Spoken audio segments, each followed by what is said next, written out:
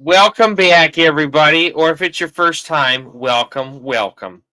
How the hell are you? This is the Battle Bros podcast with Mac and Alamo, and we're gonna get a surprise visit from the late great Coach Dicko, because the name of the hurricane was Hurricane Dicko. I couldn't keep straight face any longer. I'm sorry, dude. I don't have the knack for that like you do. It's terrible. Yeah, man. Hi, everybody. Welcome back. Practice a little harder. Yeah, I don't have time to do that during the day, man. I work too much, and I'm just my daughter's just looking at me like she's like I tell her jokes, and she just goes, "Ugh."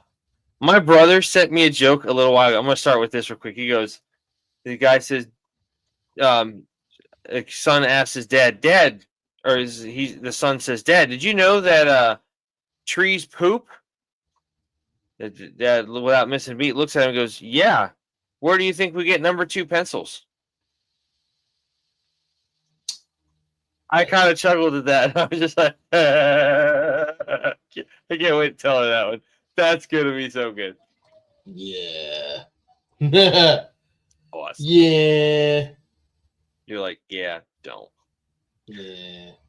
Hopefully everybody had a good week. Thank you for stopping by our show. We're just two guys that do a podcast almost every Friday night for the most part.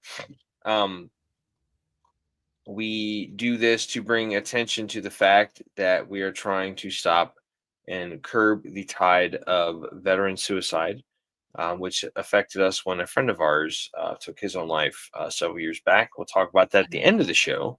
But this is our little way of kind of giving back and just saying, hey, here's how we stop this. Listen to a couple of idiots talk about some shit that's somewhat serious. They're just a couple of idiots that talk about serious stuff. So it's like, oh, cool. So if you haven't been on our show before, you can check us out by going to our YouTube channel and searching Battle Bros Podcast. We have a YouTube channel where it'll actually link you to all of our other social media accounts, X, Twitter. Is Twitter X now or is it Instagram? No, Twitter is X. Twitter is X. Okay. X, formerly Instagram, Twitter. X, Instagram, all that good stuff. You can go follow. It'll link you to all those accounts and all those different profiles we have on there. Feel free to check that out. You can also go back and watch any of our previous episodes we've done.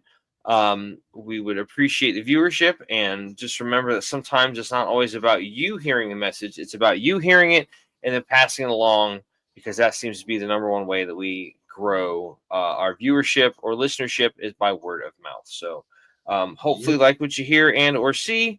And without further ado, let's just kind of hit the ground running. So if you caught our show last week, we're kind of getting into the nitty gritty real quick here, folks. So bear with us. Normally we have a little bit more of an intro, but not this week. So last week we had a discussion on the topic of doubt, which turned out to be a pretty good conversation.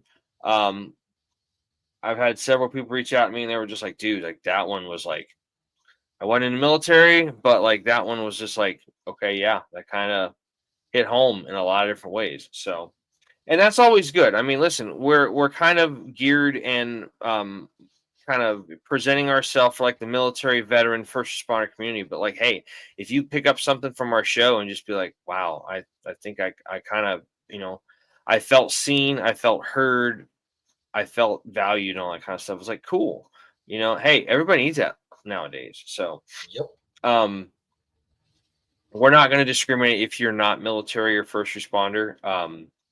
We're not like that at all. Like, okay, cool. If you learn something, great, pass it along. If not, you just think I'm scary and I got a large fucking head and I scare children, you're not wrong. So, we'll just kind of go from there. So, but yeah, so that was a good conversation we had last week. We read a couple articles, and it was also just kind of a little bit more of a free-form discussion about some experiences we've had. So this week we're kind of doing the same thing, slightly different topic, but there is some little bit of interconnectivity there. It kind of has to stem to a little bit of the motivating conversation that got last week started, and that was when my daughter came home and she had a report card. She had A's and B's, And she was worried that I was going to be upset because in the previous 9 weeks, she had straight A's. And I said, sweetie, listen, like, you didn't have that much going on last 9 weeks. This 9 weeks, you did all state chorus, you did all county chorus, you had 3 different concerts you had to do, and plus an extra performance with like the school music entourage and stuff. I was like, I'm okay with A's and B's. And she's like, well, it wasn't perfect. I'm like, okay, again, sweetie, like, let's look at you're looking at grades. I'm looking at the overall picture. Like, let's just kind of take a step back and be like, okay, you're fine as you were, continue on, and just chill the fuck out. So yeah. So as we were talking about earlier this week, that kind of sprung up and we talked about doubt and all that stuff. So as a companion piece to last week, this latest and greatest episode of the Battle Bros podcast is episode 108, entitled Expectations. So you can kind of see where we're going with this. You're like, oh yeah, totally makes sense. Absolutely. Hold that thought. Catch you on the flip side. Dude, it has been so hot today. I feel like a damn camel. Like I am just drinking water to store it on my body somewhere. If I have like 2 nodules growing on my back, like I've got like humano, like Bactrian morphism or some weird shit, like turn into a 2-hump camel. As long as you don't let that little flesh bubble like hang out of your mouth and just sit there and go. Oh, yeah, like the guy from Futurama. Yeah, that's when they do that. That's like showing dominance against the other males. Just let out that little flesh bubble that hangs out the side of the camel's mouth, just like, and it's like just like sitting there, just like that. Gross. Especially because it gets the white foamy spit sitting around it. Okay, we're good. Moving on. So yeah, expectations. That's what I fully expect that at several times tonight. Like always, this show is going to go off the fucking rails a little bit. So you expect that. So yeah. So let's get into this, and then we're going to kind of have a little bit more of like a free form conversation. We're not going to read. We got a couple articles that we may get to, we may not. It's just going to kind of seem like it's going to just depend on where the vibe of the show goes, the conversation, all that kind of stuff. But we do have some prepared material as well if we need it. So, expectation. What is the definition of expectation? Well, shit, I'm glad you asked. Let's go over that real quick, shall we? Expectation is a strong belief that something will happen or be the case in the future. Another definition is a belief that someone will or should achieve something. And then an archaic definition is one's prospects of inheritance. Like they have the expectation of marrying someone rich, they're going to get money, that kind of realm. We're probably not going to talk about that too much, but it was in definition there, which I was like, oh, wasn't expecting that. That sounded kind of interesting. So, yeah. So, again, let's go over that one more time. A strong belief that something will happen or be the case in the future. And also a belief that someone will or should achieve something. So I'm sure this is something that anyone, regardless of life experience, destiny, chosen career, has experienced or had some experience with, okay? The expectation of this or that, expectation of going to high school, that's probably something that most folks can, on some level, at least appreciate, if not recognize and fully fledged look at it and go, oh, fuck, buddy. Yeah, absolutely. I mean, you have the expectation that high school is just going to be drastically different. Elementary school, and I say this again because my daughter is getting ready to finish the 5th grade. I am proud of her. I'm not okay with it because I realize that she's growing up a lot faster than I would like or feel possible. So, yeah. And then also, and this is the other thing that sucks. Side note, I was looking at Facebook today, and a freaking memory popped up from 7 years ago, from 2018. So my daughter would have been 4. So I had just gotten on Facebook, I think 2017, but it was after her birthday. So this would have been like her first birthday that I was able to celebrate on Facebook. And I had the picture of her in the little receiving bed at the hospital. She's like 2 hours old. I look at it, and at 40 years old, I just went, oh, she was a widow. And I don't know why I started talking like an idiot. And I'm just like, oh, I miss it. She used to sit right here and just lay her head on my clavicle and my collarbone and just goes. And I've got pictures of us sleeping. And I'm just like, I'm getting fucking soft, man. It's like, Jesus. You got to be a real man to have girls, man, because, man, you got to balance that shit out one way or the other. You know what I mean? So, oof. But yeah. So, anyway, yeah. But just that expectation going to high school and things being just so drastically different. I mean, she's kind of nervous to go into the 6th grade. It's a big step up. You don't have such a wide range of people. You don't have 6th grades here. You've got 3. So everybody's in that same smaller, confined life window from like 11 to 14-ish type stuff. Everybody's going through hormonal changes. If you haven't started your period, you're probably going to. You're going to start growing hair in weird places. You're going to get the cracky voice of puberty voice, not like kind of crazy shit. Mm-hmm. So you have that expectation of things just being different. But I'm also trying to impress upon her, like, okay, you've got to step it up because, like, 5th grade, this is like bare minimum type stuff you can do. You're going to need to be pushing and striving for bigger and better and all that kind of stuff. So.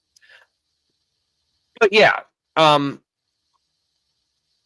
we also kind of both made a list of different things in our life that have kind of like expectations. And it's maybe, this is something you can relate to. And if you can, hey, we'd love to hear a comment from you guys. If you have the ability to watch this live and you can make a comment in the comment section, by all means do so. If you're leaving a comment after you see this, this is not live anymore, but this has been posted on our Facebook page, or I'm sorry, our YouTube page, you are more than welcome to and encouraged to leave comments and stuff to kind of help further along the conversation. We would greatly appreciate that. So yeah, talking about like, I don't know. Do you have anything you want to add to that, Alamo? Like what I've covered so far, talking about like high school and like kind of like something everybody can relate to because not everybody went in the military, but I'm pretty sure 95% of people graduated high school. So, I mean, I don't know. I mean, when I went into high school, I really didn't have a lot of expectations because, I mean, really for me, like I was expecting to get through it and pass it and then get out of it because, I mean, honestly, I wasn't. The future for me wasn't, really something I thought about because at that point, I already knew, yeah, I'm joining the military. I didn't know what branch at the time, when I started high school. So let's switch this up just a little bit. I'll ask you a very specific question for your particular circumstance. Did you, because you had moved from New York City down here to Florida, and you started high school down here in Florida, did you have any expectations now living in Florida in the Bay Area? Did you have any like preconceived notions or expectations or anything? Were they met? Were they sorely over exaggerated? Were they like, this is kind of stupid, this is really a thing, that's kind of dumb? Do you have anything along those lines? I mean, I expected to be closer to the theme parks at the time than I was. That's such a you answer. Oh my God, that is such a you answer. Jesus, like Florida has one city. There's 2 cities in Florida: Miami and Orlando. Miami because everybody goes there, and Orlando because where all the theme parks and shit are. Yep. Lame answer. That was where my head was at the time. But then you're like an hour away, and it's really not that bad. But it's an hour's driving time, but it's hour and a half to 2 hours traveling time because I-4 is garbage. Garbage. Yeah. No, yeah. I never expected. I never expected certain highways to be as terrible as they were. I thought New York. I thought New York roadways were horrible. Um, turns out, Surprise! yeah.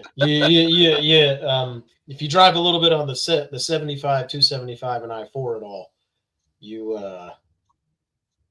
tend to see how terrible it can be down here to drive. Dude, I swear to God, there's times I've gotten on the interstate and in the back of my head a voice goes, "Welcome to the Thunderdome, bitch." And it's just like, oh shit, here we go. Because Yeah. you never know what's gonna happen.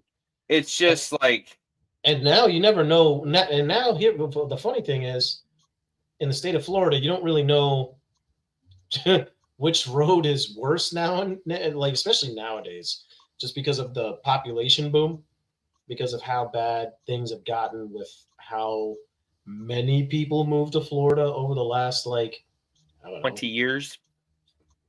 just the last 5 years too. In the last 5 years, I mean, it accelerated. If you want evidence of that, go drive, what is it, the 429, that toll road that you told me about? That goes from Apopka all the way around, up and around the north end of Orlando Yep. and reconnects at Sanford. Yep. Jesus Christ, they are putting so many developments out there. It's ridiculous. Yep. So, what about, let me ask you this question. Expectations went for the military, like when you joined, serving, like, did you have any expectations? Were they met? Were they not met? Were they exaggerated? What you got? Well, I mean, I definitely didn't expect to get demoted in like basic fucking training. But again, it's one of those things. Like, I think it was because I was, the first guy in line. I was 101. I was a bit of a goof. I didn't mess up a lot. You know what I mean? In fact, I don't think I messed up very much at all in basic, aside from obviously, the onesies and twosies that I've discussed already on the show. For those of you that have joined in first time, yes, I was demoted in basic training. I was demoted for lifting or letting my legs down from, the cockroach position. I had to keep I was basically in the laying down Superman, legs up, arms up. When my legs were falling, again, like the drill sergeant, he did this motion. I thought it meant, okay, go ahead and get up. That's not what it meant.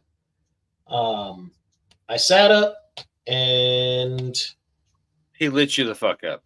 Yeah, he ran over to ran walk, because if any of you that have been in the military know what a run walk is. Basically yoked me up off the ground, basically told me that as soon as we get back to the company, he's going to write me up.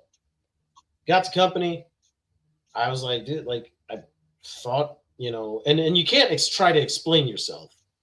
You want to try to explain yourself, but you can't explain yourself. No, because especially back then, during that point of time, training standards were very, very different. It was before they had the overhaul towards the end of GWAT, where it's a lot different nowadays. So yeah, and so the only time I was able to even explain myself, even a little bit,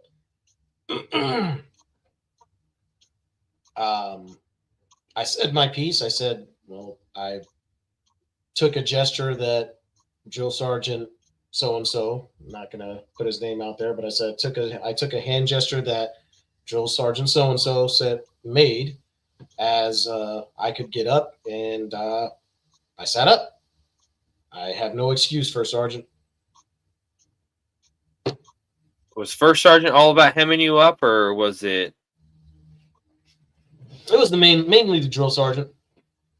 See, I kind of feel like but the First Sergeant just followed along.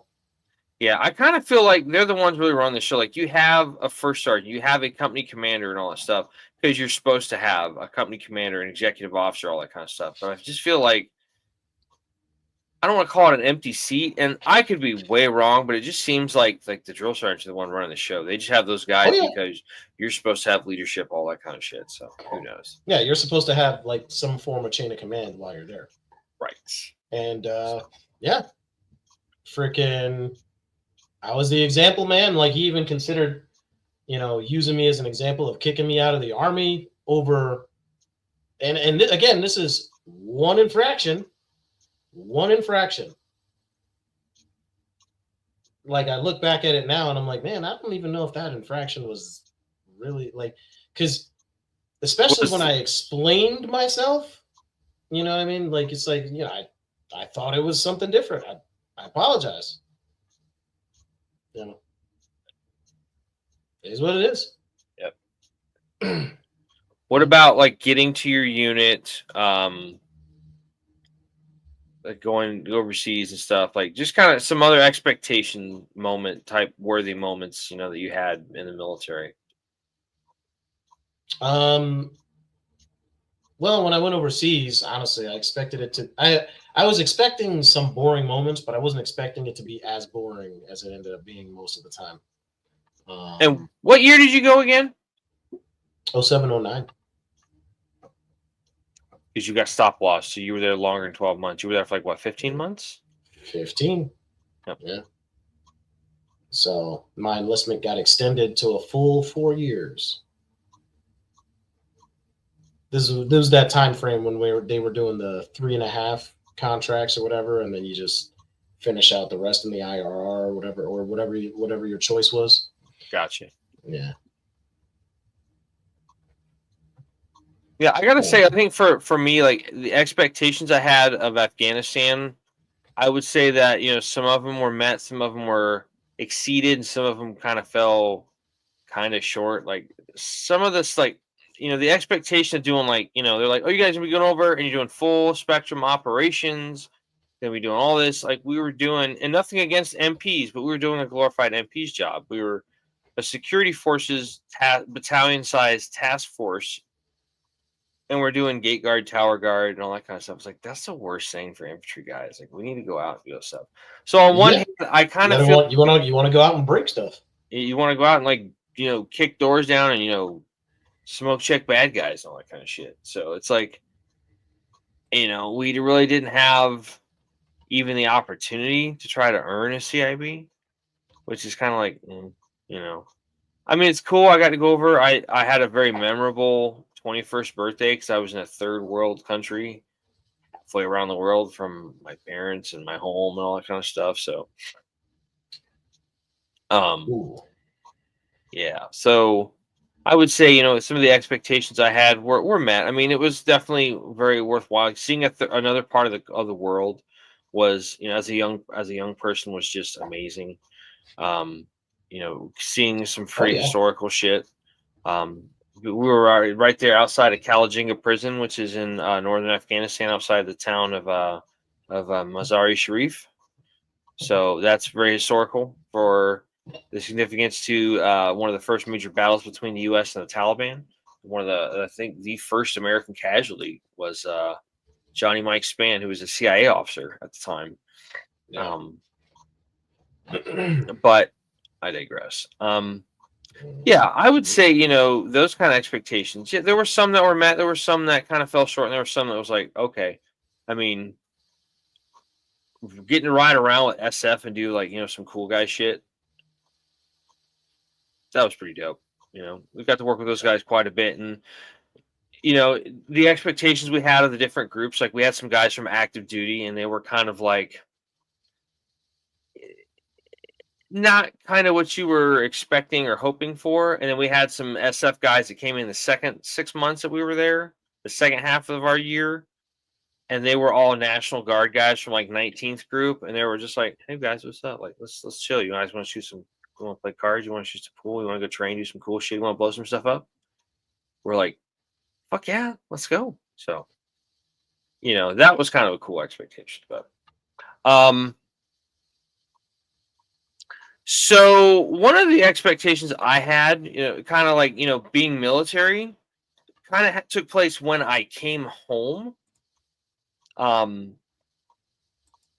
a couple of different ways. One experience I had at the time, I was trying to get, I tried to apply for a position with the sheriff's office here where I live locally. Yeah. And they were like, if you want to work as a road deputy, law enforcement deputy, those are the guys out riding patrol cars and, you know, helping people responding calls and stuff. You'd have to have like your 4-year college degree, 3 years as an LEO at a different agency, or 3 years military if you're active duty. And I was like, well, I'm National Guard. And they're like, yeah, that doesn't count. So I was just like, I gotta say, for a long time, that really bothered me, you know, and I've since made my peace with it, and I can understand now why they have that expectation. But like, I would argue like it's harder being in the reserves, man, because like you got to juggle so many different things. You got to juggle family life if you have a family, school if you're going to school, your regular employer. Like you got to wear a lot of different hats. I mean, when you're on active duty, you're on active duty, and that's all you got to worry about. You got your family stuff too. You got to go out in the field, you know, and do a field problem for, you know, 20, 30 days, whatever. That's a training still. You're not going home every night taking a shower. I get that. But that really kind of bothered me. And they were like, oh, if you want to go, you can apply to be a detention deputy to work in the jail. And all you need is a high school diploma. And I'm just like, but I don't want to do that. So they use the excuse of from my experience, they use the excuse of that basically the detention deputy thing is a way of you getting your feet wet. You know, if you do it for a year to 2 years, you'll have the opportunity to transition over to a street deputy when if that department allows for crossovers. HCSO does not. Once you go to detention deputy, you are there. Yeah. So, but I mean, listen, I get it, and you know, everything is cyclical. They've changed that in the last few years. It's now, if you want to work as a road deputy, you have to have a 4-year degree, 3 years military, or you can have, if you've been at the same job for 3 years, where you have routine contact with the public or with customers or that kind of stuff, just so you have good communication skills, whether written, verbal, all stuff. So I could go back and do that. I'm probably a little too old now, you know, plus I've got my never daughter. Say never. When I went through the academy, there was a 50-year-old. I get that. I went to basic with 2 guys that were 33 and 34. So I was 18. I'm 40 now. So those guys are easily in their 50s. So, yeah. But so that was kind of an expectation I wasn't really expecting to have. Let's see.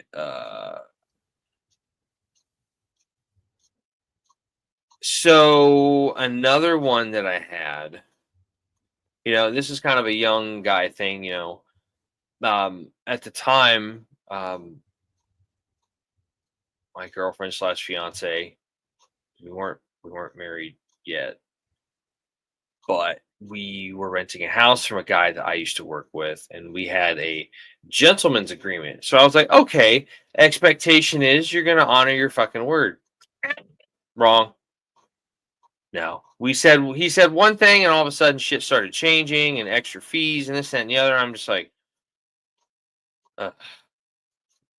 you know, it burns you. It's like, it's just, you hope people are going to stick up to the word, and then you just have that learning curve of like, yeah, no, they're not going to do that. So yeah, I mean, I'm sure he's a nice guy. Love when that happens. He's a nice guy, you know. I kind of have a slightly different opinion of him now just because of this. I don't want to oust the guy or anything. It was, you know, this was freaking 15 years ago, man. So it's crazy to think it's been that long, huh? Yeah, no kidding. But I mean, it's like, you know, you say one thing, you do something else. I naively said, okay, sure. And I got bit by it. So, yeah. No. So, all right, your turn. You tell me one expectation kind of thing that either you worry about or it fell through, something from your list of notes here, my dude. Well, I mean, I could definitely go with my career again. Freaking, you know, law enforcement, you know. same thing, kind of like with you. Only I actually ended up being able to get on with an agency for a little bit. Um, you know, honestly, for starters, after going through the academy and everything else, I never thought it was going to be as hard to get on with an agency as it ended up being. How long did it Um, take you after you left the academy? Because I I know graduated. you ended up using me quite a couple of times as a character reference Yeah, for your applications. yeah. So I graduated from the academy in June of 19. wow. It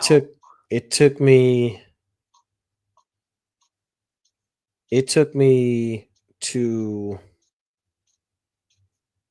I believe it was April, I believe. I'm almost positive it was April of 2020 to So get 10 hired months. get hired onto an agency. Yeah. Yeah. Um it got to the point where, you know, it was starting to get to the point for me where I almost started wondering, I started having questions about myself, like, fuck, is it me? Like, What did I do wrong? What am I doing what am I wrong? doing What can I do wrong? better? Yeah. Yeah. Went through a lot of that, which is where the instances that I had where I ended up coming very close to making a bad decision, um, ended up happening. Um, you know, the expectation was, okay, I can expect, because I started applying through the academy, like, probably, I would say probably 2 to 3 months before graduation. I started applying. Places just started falling through every single time I would apply. And it was like, okay, well, it's all right. Like, hopefully, I'm about to graduate. Like, they don't typically look at you like, and this is what I was thinking in my head. Like, they won't typically look at you until you have your certificate anyway. It's all good. Whatever. Da, da, Sure. da, da, da, da, da. Yeah. Then I graduate and I get my certificate. Right. So I'd already been applying. Like, if you think about it, like, I'd been applying to get on with an agency since what was it? I had been applying to get on with an agency since, I would say, probably, because I started the academy in February, right? I would say from probably like probably like March timeframe and forward. So realistically, it was almost a year and 1 month Yeah. that I had been like, it took a long time. Never would I ever have thought I would have gotten fired from the agency when I finally got hired on. Um, but you know, the agency was looking for specific traits. Apparently, I wasn't one. I wasn't that. So I- it it is what it is. I have since, you know, come to terms with the fact that, the Almighty has determined that, it's probably just not my place to be in an agency whatsoever, and that was my, that was the that was the go That was ahead his of, finger on the scale going, no, you're good. I got something else in mind for you. basically. Yeah. So I was like, okay, whatever. As hard as that was to accept, it just, I had to go along with it. So let's shift gears a little bit and let's kind of talk about a slightly different aspect. So Yeah. expectations of people. Mm. So I've got a couple of kind of examples of that I want to talk about. One of them, I may have told this story before on here. I don't know if I have or not. So, Okay. for a little bit of time, for just under 2 years, I drove for Uber on the weekend, and at the time, it was something I needed just get out of the house and kind of get out of a bad headspace, and it was a way to make some extra money and stuff. So I'm like, cool, Been there. yeah, and so I would say 99% of everything I did with Uber was fun. It's kind of refreshing to go and not. You can drive in a certain area. You can have like a preconceived notion of what you're going to do, but you don't really know. Like my first night I drove, I picked up a nice gentleman at the airport, which is funny enough. He goes, "This is my first night driving." He goes, "This is my first night ever using Uber." I'm like, "Well, let's go down this rabbit hole together, shall we?" So I ended up driving him all the way up to out in like the Largo area, like Innisbrook, out there where like the golf courses, where you the Valspar. Nice. So like it was like a good hour ride. I'm like, okay, let's figure this out. So it was fun. Like I met some people, some of them I'm still friends with. Had some fun experiences. There's one experience that was kind of shitty. Long story short, I picked up a gentleman and two ladies. They were going from the Soho neighborhood or part of town in Tampa up to the University of South Florida, and it became apparent that the young man was drunk. He was Sloshed. He was pretty intoxicated.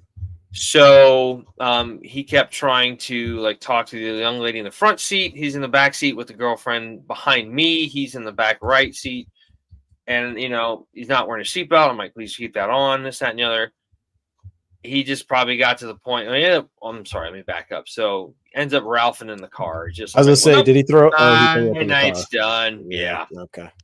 Yeah. I'm gonna drop this guy off. I'm gonna go home. So Yeah. but yeah, he must have got tired of hearing me talk because he just lunged forward and just punched me right in the face. And I'm like, okay. So number one, the first part of that is like you have the expectation of like people understanding that you're driving a ride share and that they have to act a certain way. And this guy just completely shit on that trust and expectation because like, and I'll get back to the reason of why that. Like, I get you're inebriated and like he doesn't have control of his faculties, but like you're the guy giving you a ride home for you to be safe. You just punched in the fucking face. Like, how dare you? Number one. Mm-hmm. The second part of that was it was a little bit of a fiasco trying to get the right agency because of where it took place, on what road. There's like a cross section of like three or four different jurisdictions right there. Like I'm on like the vertice of like 3 and 4 different police jurisdictions. So I had to kind of figure that out. And then, got the right agency, freaking went in the next day, filled out a police report. And, I didn't hear anything from anybody for like a week. And finally the detective called me back. He's like, hey, we had some kind of big crime going on. It might've been like a bank robbery or something, like I think is what he said. He's like, yeah, we had to work with the FBI. And I'm not saying your crime is the crime of the century. It's also not the crime of the century. So like, it's kind of small potatoes in the grand scheme of things. In the grand scheme of what they were doing, yeah. Right. So we're going to get onto it right now. And then I never heard from that guy ever again. So no investigation was done to my knowledge. I have a business acquaintance who I knew, and he's like, hey, your name came across my desk because he worked at the training division of that police department. And I was like, oh, yeah? He goes, yeah, I heard about you. I read the crime, the police report. I'm like, yeah. I said, and it was Detective so-and-so. And to the best of my recollection, he just kind of went, ah. And I'm like, that doesn't give me a lot of happy, warm fuzzies. I said, I'm never going to hear from that guy again. He goes, And I'm like, you're not giving me a no, but you're not giving me a yes. I'm like, well, shit. So this second part of that is like the expectation of, you've been wronged by somebody. You want there to be an investigation. I would have liked to have had the opportunity to stand in court and just be like, hey man, like what makes you think you can just get off and, by punching people and giving you a ride home? Because like double dumbass on me, I had the guy's student ID at one point. And I gave it to his girlfriend as he slid out through his puddle of puke in the back seat of the car. I'm like, here, you left this. I should have fucking held on to it and gave it to the cop and shit. But I didn't think about it at the time. And I also was like, I don't want to have somebody else's ID and shit. So Yeah. But that's just a reasonable expectation. Like something happens, you want there to be a little bit of justice. And I was just like, so let down with that. I was just like, fuck, man. It's like, I get it. You and it's funny too, because there's a lot of crimes that end up like that, where the issue does not end up being solved, which it's just it happened and there's no resolution. Yeah. There's no C of the ABC. There's like the antecedent was the guy got drunk. The behavior was he punched you in the car, and there was no consequence. Like there was no follow through, which is crap. Yeah. So, and then another kind of thing with people is like I've noticed too. It's like we kind of were fortunate that when we got in the military, it was during the global war on terror. It was during the GWAT. Yeah. And like, we were riding high on this wave of patriotism after 9/11. Oh my God, thank you for your service. Like, we appreciate what you guys are doing. And as soon as GWAT ended towards the end of the war, it had gotten so unpopular. And at the end of the war, people are like, oh, you're in the army? Oh, okay. Like, and like that knowledge of serving and all that stuff was like, oh, what was that like? People just like didn't care. Like they just lost it. They didn't care. It's like, okay. It was war fatigue from the public view. Is essentially what they went through. They essentially went through the fatigue of the broadcast browbeating. Hearing about it all. They keep hearing about all this stuff, how Americans are going into, do an exercise in some, godforsaken country, or how they're going into, extract some major bad guy that ends up leading no closer to the end of the war, blah, blah, blah, blah, blah, blah, blah. And then, of course, you get to the point where, well, not only is this war lasting a long time like Vietnam, but then the war is lasting 10 years longer than the war in Vietnam. Yeah. And expectedly so, people were just done. People were done. Too many people were hearing of friends of theirs, or too many people were losing family members of theirs, friends of theirs, all this other stuff to this 20-year war that we were in. People were just done. They were like, yeah, I know somebody that knows somebody, or I lost a friend of mine, or I lost a buddy of mine, I lost a brother, or whatever. Yeah. And I can't blame the American public for getting to the point where they were over it. Enough's enough. But I get that. I know for a damn fact that most Americans agree that the way it ended should not have been the way it ended. My mind. So yeah, especially for folks that have been over there. One. Yeah, I mean, it was too similar to Vietnam. It was just like, it's like you kind of like had the expectation like we're gonna do things the right way, and it's like we skipped out of town in the middle of the night and left a lot of this shit. Number one, we were told we're gonna do things the honorable way. That didn't happen. Number two, we left all that equipment over there that they then procured and used for themselves, and the average service member was told by higher up, by leadership and chain of command and all that stuff, you're not going to be charged for this ship. And within 2 or 3 years, they're like, why am I getting a statement of charges? Oh, you never brought back your weapon. Whoa there. All due respect, sir. What the fuck, over? I'm following orders from the officers appointed over me. We were told to leave the shit. So why am I getting charged for it and hemmed up for it there, guy? What the fuck? Mhm. So, yeah, I mean, there's all that kind of expectation too. So, Yep. without getting too much farther into that, because I'm feeling my blood boil already. Yeah. So, but it's something else. And it was, well, no, I was gonna say it was something crazy because I was actually trying to find the article that we had found, that one episode that did the comparison between Vietnam and then obviously Afghanistan, and they were the two screenshots like right next to each other of the Chinook evacuating Chinook. people. Yeah. And it was literally a Chinook in both pictures, scenarios, yeah.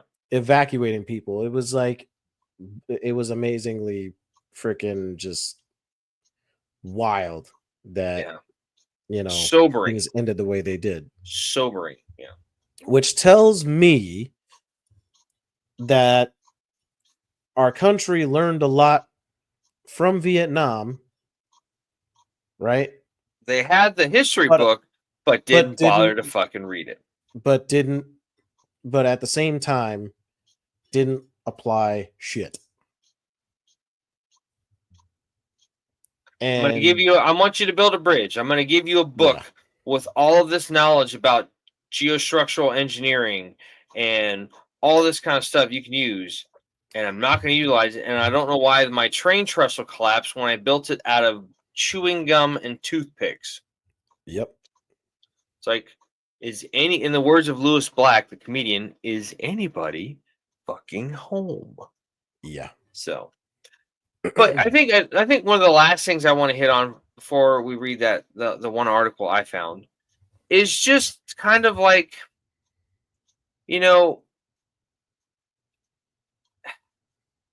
you just expect more out of people. It's like, you know, we sign on the dotted line.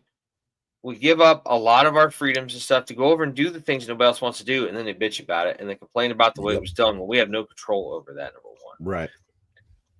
And it's like, I want to tell this story too. So another expectation is you would think people would be knowledgeable about certain things. So I have a good friend of mine.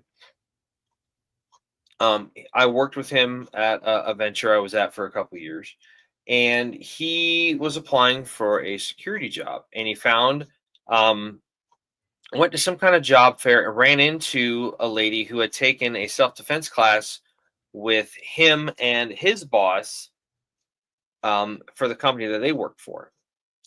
And they kind of connected, and they were like, oh yeah, I actually run the security department at such and such business. He goes, I'm looking for a security job. She's like, come in and apply.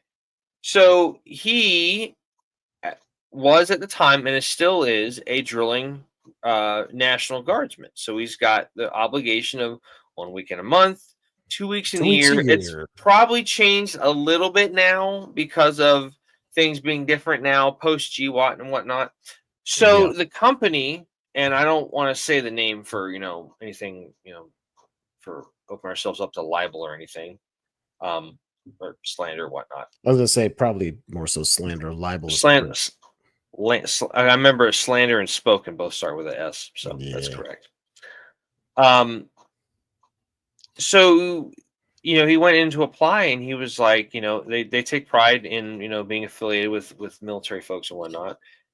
And they were like, he's like, yeah, do you have any, are you in the military? He goes, yeah. It's like, so what are your service obligations? He's like, I got to go in, 1 week in a month, 2 weeks in a year. Like, yeah, we're looking to hire you on the weekends. So that's kind of a problem. And he was like, huh? I'm like, okay, my man, I'm going to play big brother to you here because you're 10 years my junior. And I think of you like kind of like a brother at times. It's like, you need to look up what USERRA is. And for those of you that don't know what USERRA is the Uniformed Service Members Employment and Reemployment Rights Act. Basically, any company cannot discriminate against you, whether overtly or covertly, for your affiliation or required duty for any military branch of service and whatnot. Yeah. And he looked it up, and we had a talk afterwards. I'm like, did you? He goes, yeah, I didn't realize that was a thing. I said, I said, what are you going to do? He goes, I don't know. I don't know if anything ever happened of it. And I said, look, I'm not telling you to be all litigious and stuff and bring any type of thing, but it's like, you have to, it's not always about you. It's about the next guy that comes along and they try to screw him over doing this kind of crap. So, and he was just like, I did not see that coming. I'm like, I know. You'd expect with a company, you could venture to say it's a well-known company. They have a reputation for being affiliated with, certain aspects of, a certain demographic of people, we should say. He's like, I was not expecting that to be a thing. I'm like, yeah, welcome to real life, man. So, but yeah, I mean, and the last thing I want to talk about was, kind of like the expectation of how military doesn't always transfer over to the civilian sector well. No. And what I mean by that is, if you remember, like the first VIP segment we had with our friend Brent Lee, we talked about how you need to go back through and rework your resume a little bit with your military stuff to kind of make it a little bit more palatable to your potential employers and people you're trying to interview with. Right. Because I remember one of the guys that I was served with, he talked about, being on active duty at 82nd. He was a scout section sergeant, or what is an NCO for the scout section and stuff. So he's putting all this stuff on his resume. Scout section leader or scout section NCO, blah, blah, blah. Responsible for this. And they were like, okay, that's cool. So here's what the job is. You're going to say, hi, would you like paper or plastic? And then you bag their shit up and help them take it out to their car. Because he was applying at like a grocery store. So it's like, and I think we also need to kind of, as folks that were in the military or veterans, we kind of need to manage the expectation. That's another thing. We definitely got to temper them. Yeah, you got to temper your expectations a little bit. So yeah. I found this article that I wanted to read. It was a pretty good one, and I am going to read that for you. I got to get wet the whistle a little bit here. Stand by. Yeah. While you're doing that, I'm gonna one thing that I freaking definitely fell into for me was marriage. Oh yeah. We'll put the article on the back burner, but yeah, we definitely want to hit on this. Yeah, when I got married, I was not expecting to find out more about each other than we'd already found out about each other. I thought it was like kind of like that thing of like, oh, we already because we talked about a lot before, we got married, before we got together, or I should say before we devoted ourselves to each other. You learn a surprising amount more about each other, and you don't stop learning more about each other throughout the years. It's actually crazy. Like you learn because let's just put it this way. The you from last year is not the you from this year. Just like the you from this year is not the you from 10 years ago, and so on and so on and so on and so on. There's a consistent and nonstop evolution of who you are as a person. This includes your spouse. As you grow year by year. And when I initially got married, I never my thing was, it was just going to be like, oh, yep, we're together and now we're good and whatever. Well, no, we expect, and you expect fights, you expect, to get into, little tiffs with your significant other. But you don't expect some of those things to be relationship damn near ending. And of course, over the course of, good God, it's crazy. Jesus, we got married. Coming up on 12, I think, right? We got 13 years married. It'll be proud 15. of you, dude. That's awesome, man. It'll be 15 in 2017 or 2027. Excuse me, Jesus. But it's freaking nuts. The thing is, you learn how to work with each other past those obstacles. Pun intended, I guess. Without going into full detail, obviously we had we had a good few of our moments. I mean, shit, as recently as 2 years ago. So, basically when I was in my funk about, not being in law enforcement. Right. that funk lasted a while, a lot longer than I wanted it to, or I remember, dude. would have ever expected it to. Yeah, I remember. But one piece of advice I can give whoever is either fresh into a marriage or is thinking about getting married, understand that you're going to have to give 100%, right, of yourself to the relationship, to your partnership with your significant other. Understand that this is not a 50-50 relationship. Anyone who has told you it is a 50-50 relationship are lying to you, or just don't know. They don't know anything. Can I add one thing to that? Sure. It's not 50-50, it's 100-100. Yes. You have to give 100% of the effort 100% of the time. Correct. Yeah, that's what I was getting to. It's 100% from each individual person. Because if you got one person doing 100 here and you got one person doing 50 here, well, guess what? One is going to be a bulldozer to the other, or they're just, you're not gonna, if you're not 100% in, and like each one of you, if you're not 100% in, your relationship will break. I promise you. It is what it is. And there was a point in, my marriage where I almost feel like there was some of that going on, probably from both of us. It was maybe a little bit of 50-70, maybe 60-50. I don't know. But it was when I figured out that the 100% had to go, and be in the relationship. Like, that's when things began to improve.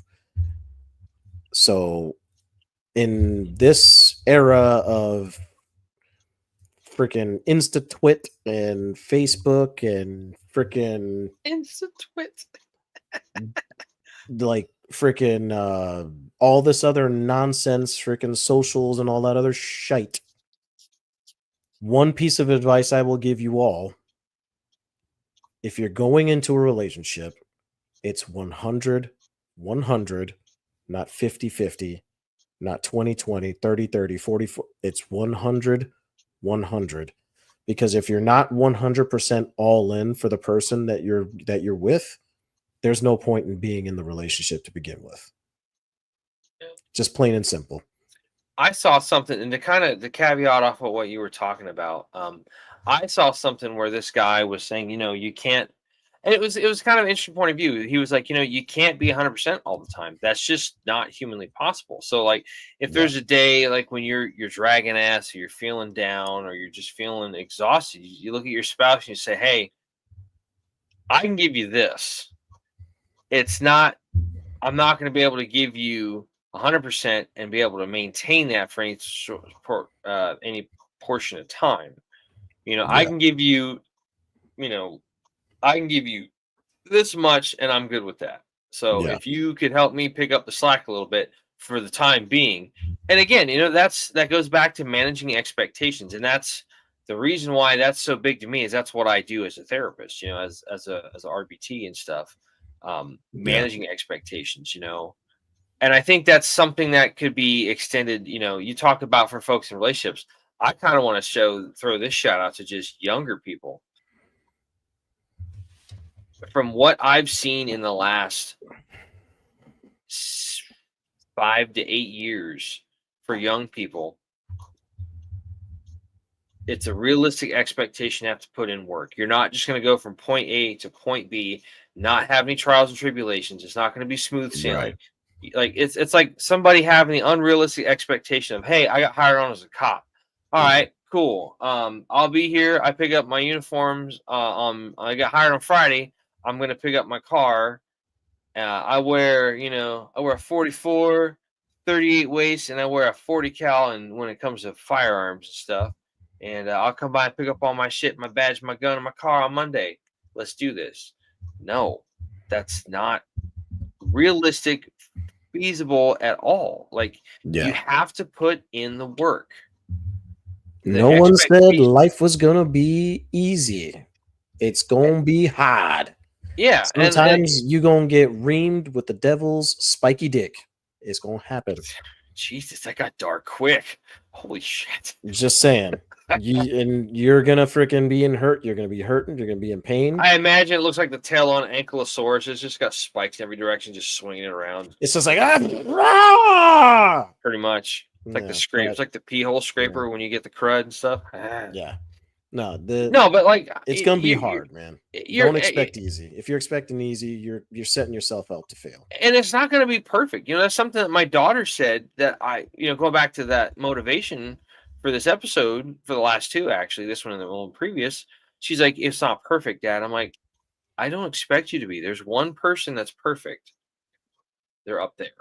Yeah. You're human. You are doing the best you can. If you're making A's and B's with all the extracurricular stuff you got going on, I'm just ecstatic that you are doing such a great job. And, if you made straight A's, I'd be like, wow, that's awesome. Are you like taking, snorting a blowfly up your nose? Are you taking a little key bump or something? Like, how you doing this? That's a lot of shit. Like, that's a lot for a fifth grader.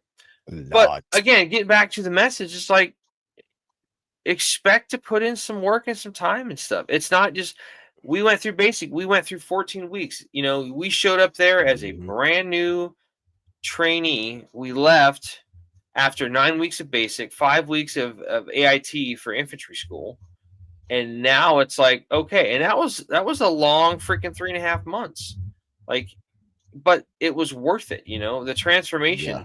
Like we didn't, and I'm not trying to get into this whole stereotype and nonsense about the participation trophies. It's like, there is not anything that helps motivate you than failure.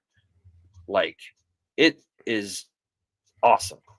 It's either going to motivate you or it's going to put you in a freaking deep hole. Yeah. So the best reaction is to just let it drive you. Yeah. Use it as like, okay, learning experience. Here's what we did last time. Didn't work. Let's go again. So that's why I'm okay with the fact that the Eagles won the Super Bowl this last year. I know I'm going to piss off a friend of mine. She's a diehard Chiefs fan. Sorry, lady. But anyway, so lady. One of the articles that we found is one that I'm going to read now. This is it's actually an article from LinkedIn.com. It's called Military to Civilian: Purpose versus Expectation. And one of the things I liked about it, well, a couple things. One, it's not a very long article, which is good. Two, this is from March 4th of last year. So, do you have that pulled up already? Or are you going to pull it up? Which one was it? It's the one from LinkedIn. It's the military civilian purpose versus expectations. The other one is the one that you found, the HaleyMcGee.com article. Yar. Okay. So while you're pulling that up, I'm going to start reading. We got to drink another sip of water. Hold on. Hang on to your butts. All right. So, much better. Okay. Here we go. Basic training wasn't hard. As long as you turn your brain off and do as you're told, it's easy. It's the quiet moments that are difficult. Sitting in the barracks waiting for lights out, waiting for orders, unsure of what is to come, letting yourself second guess whether you cleaned that piece of chrome by the bathroom entryway right. Every chance to relax turns into a moment for anxiety to creep in. You begin to crave direction and action. A lot of people say that the military gives you a sense of purpose for God and country, or something along those lines.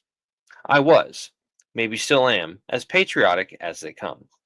Although, for me and my peers, I don't think that was our purpose. Camaraderie was either with each other filled that hole to a degree. Really, just knowing what was expected of us gave a sense of purpose and security. Not every military member is a hero or a cog that influences the international geopolitical stage. Most airmen turn a wrench or scan an ID, not even considering their effect on the global level. I forgot to mention the gentleman that wrote this. His name is Wyatt Stimpson. Is a security forces veteran from the Air Force. So that will give you a little bit of context there.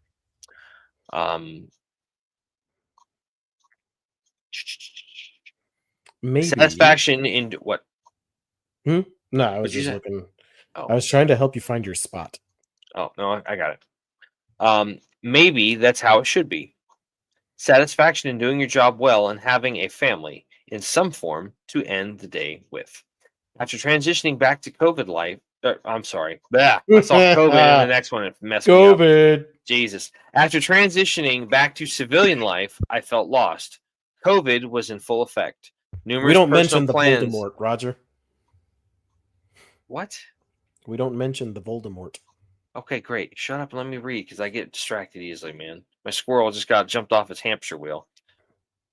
After transitioning back to civilian life, I felt lost. COVID was in full effect. Numerous plans fell through, and staring through a camera lens for college felt like a waste of time. It wasn't until I went back to work full time that my life started to gain stability again. It was simple work, maybe underwhelming, but I knew what I had to do each day. Now, being able to compare civilian life to the military, I can appreciate the aspects that most people wouldn't think to be appealing.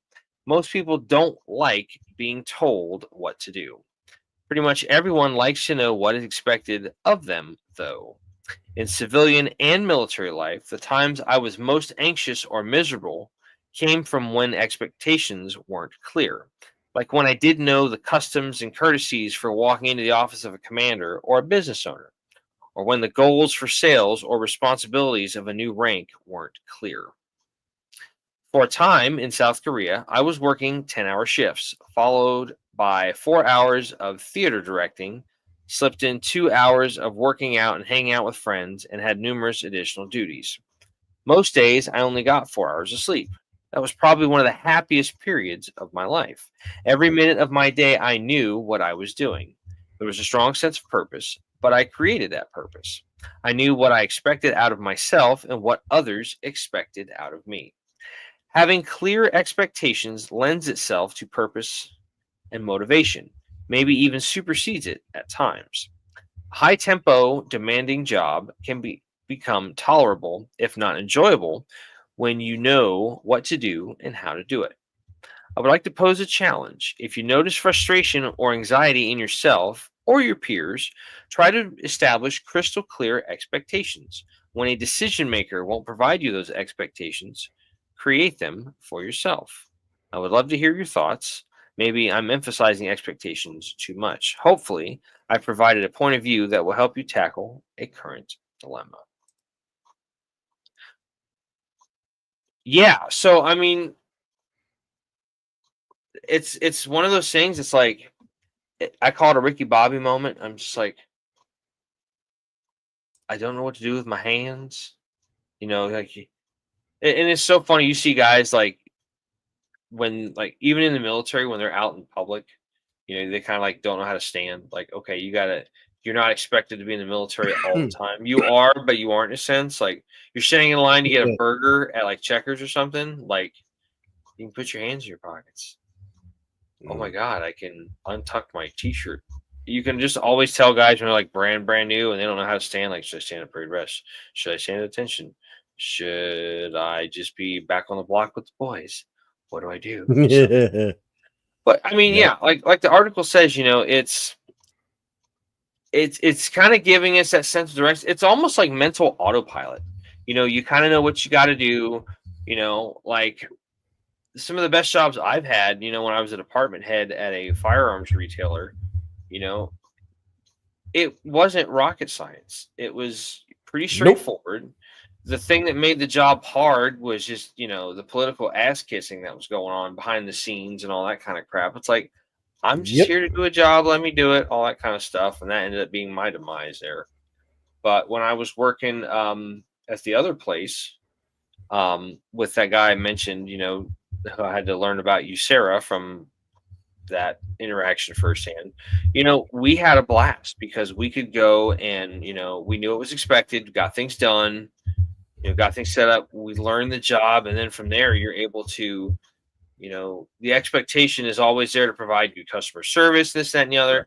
But then it's like, okay, that's cool. How do we get better? How do we get more efficient? You know, all that kind of thing. And I think, before we end our episode, it's like it's important, like we talked about, managing expectations is like there's nothing wrong with having high hopes and dreams, Correct. but you have to temper that with a dash of reality. Like, Yes. you know, Absolutely. somebody I just lost it. Damn it. I hate when I do that. Like, it's nice to sit there and look at a house when you're right out of high school and it's a palatial mansion on like 20 acres of property. Yeah, that person that lives there has probably done something worthwhile, like business wise. They've established and, you know, made a company and sold it for a profit and this and that. Like Mark Cuban, Yep. like that guy, you just look at him, you're just like, what a stud. Like that guy just goes, like, I look at those guys on Shark Tank Mm-hmm. and stuff. I'm just like, man, these guys have just spent so much money in a lifetime. It's ridiculous. It's like, oh, Mm-hmm. so. But yeah, what do you want to add to all that stuff, man? No, just a little bit from my perspective, you know, just from what I dealt with when I came back, you know, coming from active duty and everything else. You know, I would say, you know, being coming from the active duty side, just understand that when you come back home, you're taught to have a certain expectation. You're taught to have a certain, you know, attitude when you're in the military, when you're at your unit, when you're, you know, you're meant to be a hard charger. You're meant to be there, do the freaking oorah thing and freaking, you know, get shit done, right? When you come home, well, you're not hot shit. At least not to these companies you're trying to go to work for. You are A name just and a number and a warm body and a spot. a name, a number, a swinging dick, however you want to say it. Freaking just, you know, flapping in the wind there, looking like every other swinging dick in the fucking crowd. Okay. Let's tone down the imagery there, guy. Just saying. You're not going to be as appealing to every single employer or every single freaking you know, prospect like you think you are. You have to make yourself appealing. You have to make yourself look and seem better to said employer or crowd. Um, I know for, you know, I know there's probably a lot of guys that have figured that out already and been there and done that. But I'm trying to speak to the slightly younger crowd, slightly younger guys that maybe are just trying to get out of the military.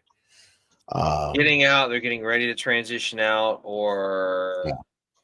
you know, like they're talking about drawing down troops and all that kind of stuff. So Yeah. So my thing I would say to you is understand that, yeah, when you were in, your service meant something. But understand that to a lot of people outside in this freaking world now, it doesn't mean shit. Doesn't mean shit. There are people that are there are people now, don't get me wrong, there are people that are going to look at that and appreciate it, right? but not everybody. But not everybody. To a vast majority of these groups and people, they're going to look at your resume and see, oh, you had experience in the military. Awesome. What can you bring to the company? Tell me what your tell me what your values are. Tell me why you feel like you're a valuable asset. Tell me why you feel like you'd be a good fit. Go. If you don't have a good explanation, if you don't have a good explanation, Next. exactly. That's just how it is. It sucks, but that's the reality of it. Understand that, you know, you're gonna have to, exude confidence. Obviously, after being turned down a little bit, it's gonna happen. Um, that doesn't mean don't exude confidence always. Always try to exude it. However, temper what is going to be the reality of there's going to be no's being told to you, just like there were to me. And it's going to suck, but no doesn't mean you're going to die. Just move on. I think that's something a lot of, especially like y'all younger folks, they hear no, and it's just like it's such a dead stop loss. They're just like, they just don't know what to do with it. So no. You want to read? You want to read that article you found? Yeah. Yes or no? Yeah. Okay. So that's a no. I'll close that out. So anyway, I guess that'll wrap up our talk for expectations. Again, we kind of felt this was a good natural kind of a companion piece to our discussion last week on doubt and whatnot, because they kind of go hand in hand. Doubt can cause you to have, not the best expectations. Not managing your expectations can cause you to have doubt. So they are kind of interconnected and all that kind of stuff. So, but again, like we said, feel free to let us know what you thought. Give us some feedback if you want to leave a comment on our YouTube channel when you see this video go up and post after we get done here. Please feel free to do so. We'll also tell you some other ways to get in touch with us, all that good stuff. So, but this has been episode 108 entitled Expectations. We're now going to close it out and sign off for the week. So. Again, if you're joining us for the first time, we thank you for stopping by. Hopefully you learned something. Hopefully you heard something that just, kind of sparked a conversation or a thought in the internal monologue going, never thought about it that way. You or never looked heard at me? it from that angle. That's what the most important aspect of discussion is maybe, learning something from somebody else's point of view or from their circumstances and going, oh, okay. That helps to promote understanding. That's such a crucially important thing when it comes to the veteran community, because a lot of times people just don't understand this. Nowadays they don't understand, like we talked about, what it was like to go through a war zone. They look at it and they go, oh, okay. And it's just like, okay, moving on. So they just kind of skip over that stuff. So yeah. Don't lose that connectivity. Don't lose that,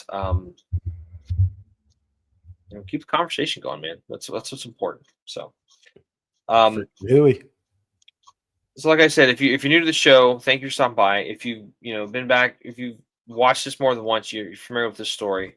It's for the folks that are coming for the first time. So, Alamo and I have known each other since high school, which was longer than either one of us cares to admit. We became friends pretty quick. And we've stayed in touch throughout the years, obviously, since we're doing podcasts together. Well, for a while, we worked together at a retailer, a firearms retailer over in Tampa, Florida, which was a fun job. Hillsborough County. We had a guy that worked with us named John, and John was one of our crewmates. And work wasn't work with John. Work was fun. Work was a blast, a riot, a hoot and holler. It's a real hootenanny every time we got to work with John, because you never knew what the hell was going to happen. Hootenanny. He was the wild card. He was just a funny fucker to work with, right? So when we left there, we all kind of went our own ways. And several years back, Alamo approached me about working a gig with his wife for her channel, which is called Flipside Mentorship. Check out flipsidementorship.com. They've got a great group of people over there. They've got a wonderful thing going on. very, very, very inspiring. They're doing the good things over and the good work over there. So check that out. Aldo's gonna put the tag up here in a minute for those that are watching live. When he's not done, when he's done watching video game shit in the middle of a show, because Mhm. yeah, that's what I thought. That's what I thought. Anyway, so we worked this event and had a blast doing it, and we kind of got the spark of like, hey man, we should do something together. Let's get back into this kind of thing. Let's do something together. So we kind of talked about it here and there, and kind of had some ideas about something, but we talked about doing a podcast, but Maybe. wasn't really sure what that looked like or anything. Did you put that up or no? Which part? The tag on the bottom for Flipside Mentorship. For Flipsid. There it is. Flipsidementorship.com. Check it out. Yeah. Okay. Got to give the wife the plug, man. Come on. Yeah. Gotta give her the plug for the work she's doing. So anyway, I found out after that our good friend John had unfortunately solved a temporary problem with a permanent solution, and he committed suicide. So I reached out to Alamo and I was like, "Hey man, did you hear about John?" And he was like, "No, I gotta call him for his birthday." I'm like, "You can't, because it's gone." And it's you hear about that all the time about veterans committing suicide, but when it's somebody it's just a different kind of shock. It hurts you down to the soul of the essence of your being. And it's just like, yeah. fuck. It's like when we found out when Paul died, he was just like, this is somebody that you can put a name and a face to. It's just like, so I told Alamo, I was like, hey, you remember you were talking about, doing something together? I was like, I'm in. This is my aha moment. So let's do this. So we talked about doing a podcast. We had some apprehension at first because neither one of us knew anything about it. And I was like, dude, like, what are we hoping to accomplish with this? He's like, it can't be that hard, man. They put a monkey in space. And I'm like, yeah, okay. I feel a little bit better about that. So absolutely. So, but we came up with the idea for the Battle Bros podcast, and part of that was like some of the, kind of the branding, I guess you'd call it. But we came up with the Battle Bros code, and what the Bros code is it's 4 easy things to remember when things are kind of getting a little bit rough and shitty and all that kind of stuff, just to kind of help keep you around and keep you here and passing along your knowledge and wisdom to the next generation. So all you gotta do is remember the letters of Bros, BROS. So the first one being B, be tenacious. No matter what you choose to do in life, do it to the fullest and utmost of your abilities, whether it's being a teacher, whether it's being a first responder, a service member, a therapist, trash guy, a plumber, a carpenter, whatever you do, go out there and leave it all in the field, so to speak, and just say, hey, I did my absolute best 100% of the time.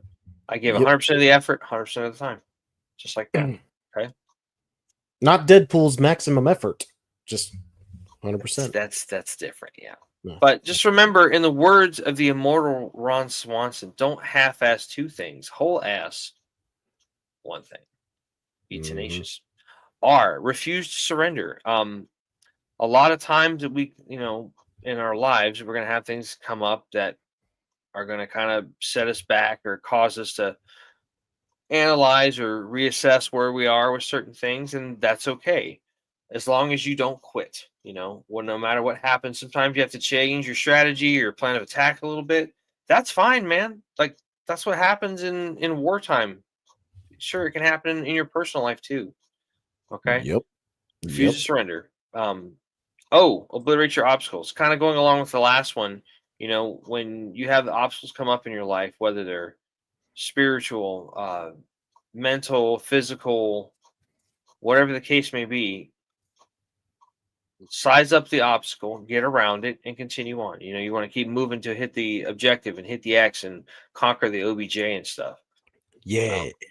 Sometimes that you got to get creative. Sometimes you just got to figure out how to get around it. Sometimes you got to go through it, over it, under it, whatever. Sometimes you blow it up, dead it with some, explosives or whatnot. Sometimes you just drive the vehicle through it, whatever. Yeah. Yeah, that guy. Yeah. Just remember, obliterate your obstacles. S, seek out help in a time of need. This is probably the most important, but in John's case, if he knew that he had somebody to talk to that could help him through it, and if we didn't have a podcast, I would be okay with that because it would mean that John was still here. Okay. And help can come in a lot of different shapes and sizes. Okay. It can come from, just having a conversation with somebody. One of the things I found, with where I was at my life at the time I was doing it, just having random conversations and being 100% brutally honest with a random stranger when I was driving for Uber. Like, hey, what do you think about this? Like, yeah, that's kind of messed up, or that's cool, man. I think that's a good idea. It's a wonderfully freeing feeling. It's awesome. That for me, in kind of a certain way of looking at it, that was kind of like therapy. Like I was able to just kind of get what was bothering me off my chest, and it's like, all right, cool. Am I wrong for thinking this? Nah, man, you're okay.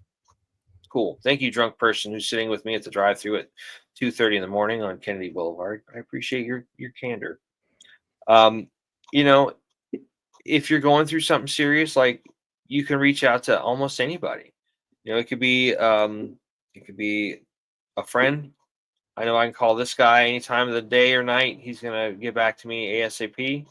We can Really? hash some shit out, and we've done that for each other over the years, and it's a wonderful thing that you should never take for granted. So it could be a family member, your mom, your dad, siblings, somebody like a cousin, somebody in your family, whatever. It can also be a coworker if it's somebody that you trust to talk about certain things with, a confidant, a friend that you've had. I have some friends that I've had for going on almost 30 years, and we still talk about all kind of shit all the time, just to kind of help each other out. But what happens when you don't have somebody? Okay, Yeah. there's always an option out there. Okay, and primarily, like if you are in a bad way and you feel like you're going to do something that you may regret. Okay, if you ever feel like you're going to harm yourself or want to harm yourself or going to or planning out, you're having the ideation of doing something bad that you can't take back, there's help out there. um, there is a National Suicide Prevention Hotline. You can call them one of two ways. You can call out the 800 number at 1-800-273-8255. Again, that's 1-800-273-8255. Basically, the last four numbers, just dial the letters talk. 1-800-273-talk. Okay. You can also dial 988. Again, that's 988. Once you get on the line with them, you're going to select option 1 to speak to somebody live who's there on the line. They have people there 24 hours a day, 7 days a week, who are trained to deal with this kind of crisis. Our biggest goal with all this is trying to prevent, this number from getting higher. And from what we may have heard recently, this number may have gotten higher. It could be a lot higher, and we need to get it back down to nothing. Okay, get it down to being a very low number, because this is the plague that is plaguing our community, the veteran community, and whatnot, veterans and first responders and military. So Yeah. but yeah, if you can remember, those four things: be tenacious, refuse to surrender, obliterate your obstacles, seek out help in a time of need. You're gonna have a good shot of getting yourself in the right path. Okay, so please keep yourself here, keep yourself around. We need you to pass on your experience and knowledge to the next generation. Okay, don't take yourself out of the fight. Stay in the fight as long as you possibly can. Okay. So that's my part of this. I'm going to hand it off to this guy here. He's going to close out with all the other stuff, and then we're going to get out of here for this week. So, all yours, bud. All right. If you want to catch up with us on any of the social media, we actually have multiple places you could do that. One of which being Facebook, where you could catch us over at facebook.com/battlebros.podcast. You can also catch us on the other Meta platform, Instagram, at Battle Bros _podcast. If you don't like either one of those, you can catch us over on the X, formerly known as Twitter, at Battle Bros PC.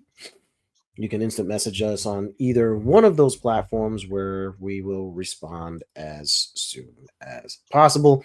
You can leave comments, you can give us show ideas or you can, for as just as an example, something that you guys haven't heard that you guys want to hear us talk about.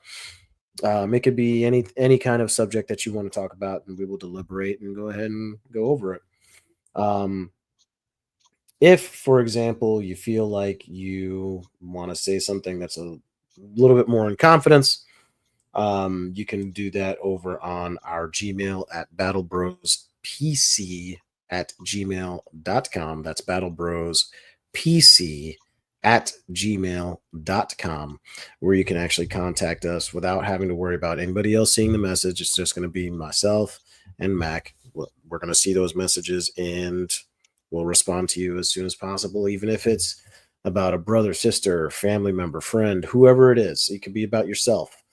Again, because honestly, he's already said it before. Really, this is meant to reach out to anyone and everyone that we possibly can. No one is excluded from this. So if it turns out that you feel like someone else needs to hear the message, has heard the message, and is feeling kind of certain emotions or certain feelings, and you want to make sure that they are addressed, or even if that person is yourself, you can do that here, and you can leave us messages. No judgment, no scolding or anything like that. Just, we're here to help. If you like hearing us here on the YouTube, but you also like hearing us on other platforms, there are a couple of places where you could do that. One of them being rumble.com, where I have to upload the episodes, as well as on our Spotify. But you could always go to rumble.com, just search Battle Bros, all one word, and you'll find us there. You can also find us on Spotify, iHeartRadio, Amazon Music, Google Podcasts, and any other platform where you listen to your favorite podcast. I feel like Spotify has probably started to become a lot more popular, that and iHeart, to be completely honest. But we're, so again, on either, and just so you know, on Spotify, you can do the same thing that you do here on YouTube. You can now there's a comment section for all of the episodes. So if you want to go ahead and leave comments there, and you want to comment on how you want to hear a certain episode, or how you think we were dragging things on too long, or we're idiots, go ahead, leave comments. Be perfectly fine. Well, I will not restrict any comment, no matter how hurtful or idiotic it may be. Because if it's idiotic, I want us to look at it and laugh at it. If you're calling us jackasses, I want to look at it and laugh at it. So because we'll do that. Yeah. We sure will do. You go to jacket. Yeah, I know. Yeah. So, it is what it is. Just again, Absolutely. Interaction, guys. Interaction. That's the main part of the game. We want to see what you guys think, and we want to hear it, and we want to see it, and we want to acknowledge it. I will, even if we get comments on the Spotify episodes, I will take those comments. I will pull them up on my phone and read them live, just for entertainment value. And then we can all laugh about it. I'd be down with that. Yeah. Other than that, So I got nothing. Oh, that's great. I cut off. Yeah. It's weird. Fred's messing with your lights. Very much. So again, everybody, thank you for stopping by. This has been episode 108, entitled "Expectations of the Battle Bros Podcast." Just so you know, we will not, I say again, we will not have an episode May 2nd, which is the next Friday coming up. We will have to take that week off because of some scheduling restraints with some things going on. Yep. We will have our next show with hopefully on May 9th, Friday, May 9th. Will be our next episode, number 109. It'll be the second to last episode for this season. So once the season wraps up, following 110, we will be taking a break for the summer for a little bit of time. And once things kind of get back up and running, we'll start off with season 6. So, but again, next episode will be May 9th, 2 weeks from now. So if you don't see one next week, you're not wrong. You didn't miss anything. We're good. We had to take the week off. So, but thank you so much for stopping by. As always, we appreciate your continued viewer or listenership of this podcast. We thank you so much for joining us on this journey. We could not do this without everybody watching or listening at home. So thank you so much. And until next time, just remember, be tenacious, refuse to surrender, obliterate your obstacles, seek out help in a time of need. If you can do that, you're going to have yourself a pretty good chance of getting through whatever you're going through. So thanks so much for stopping by, and we will see you down the road soon. Battle Bros out.